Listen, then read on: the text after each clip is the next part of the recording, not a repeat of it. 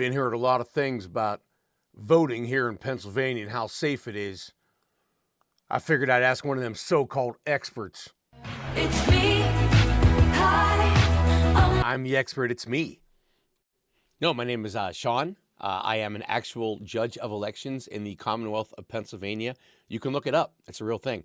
And I wanted to talk a little bit about some of these misconceptions that people seem to have about how elections are run in my state and broadly across our great First of all, country. And this might shock you if you watch the news or have an uncle like my uncle, you actually do need ID to vote. I don't know where that all came from, but if you're coming to my precinct and you're voting for the first time and you're in the books as a registered voter in my precinct, you have to show me your ID. In fact, it even says it right in the book, must show ID. And then we take your ID and we verify signatures, and then you're allowed to vote. If you don't have ID, you can still vote, but you have to do it provisionally, and then you have to provide that ID at a later date, but we still want to let you vote so that it's counted if and when you show your ID, not until then. Need ID to vote, everybody. All right there, Judge. What about mail-in votes? Bet they could cheat that way. No, you can't, and here's why. In fact, if you are concerned about election security, you should love mail-in voting, because to do a mail-in ballot, you have to show ID everybody.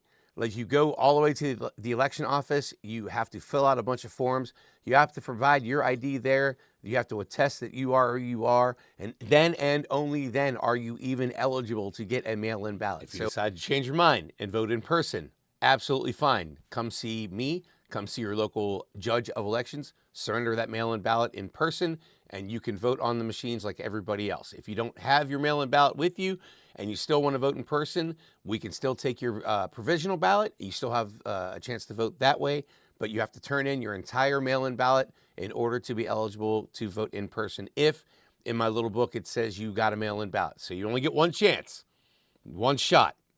It's your chance to vote. Don't miss this opportunity. Comes once every, well, I guess every year, technically.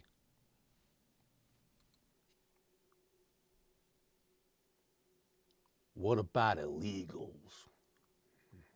See, this one kind of is weird for me because it requires just a little tiny bit of critical thinking skills. So picture yourself as an undocumented person here in America. You've been here for 10 years, 15 years, 20 years. You've raised a family here. You've got, your community knows you.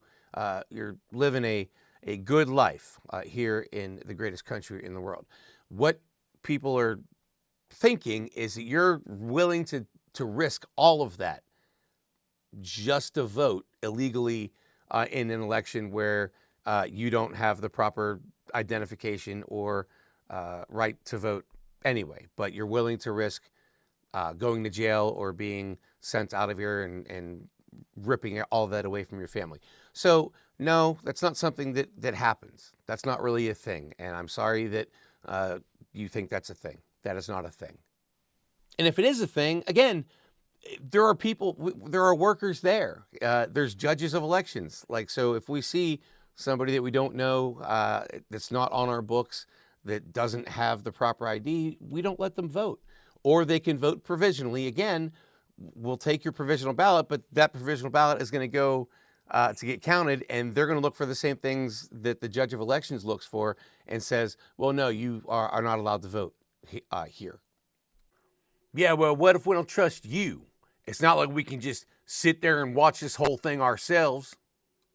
Actually, you can. It's one of the great things about having such an open and transparent election process here in America. If you would like to be a poll watcher, which 13-year-old me thinks is a funny term, but for you, if you would like to observe the election, you have the right as an American citizen to ask to do so, and you are welcome to do so. You can't be disruptive, you can't talk about your candidates, but if you want to watch and make sure that everything is working properly, please do that.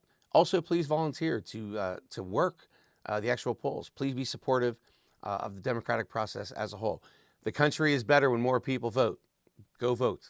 God bless.